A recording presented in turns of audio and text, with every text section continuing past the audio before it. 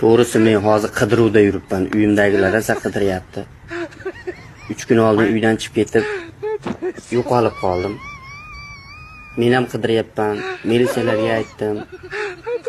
Uchastkavoylarga aytdim, qidirishyapti meni.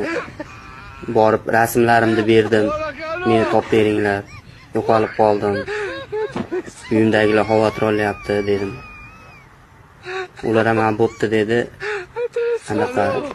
Anaqalarini bo'ybasti nimalarini ko'rinishlarini ayting dedi. Aytib rasmlarigacha tashab keldim.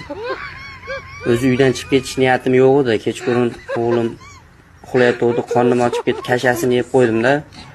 O'shanga uyga borsam, endi ertalab meni rosa so'kadi ayam bilan dadam. O'g'limni kashasini yeb qo'yganim uchun deb qo'rqib qochib chiqib ketdim. O'shanga iltimos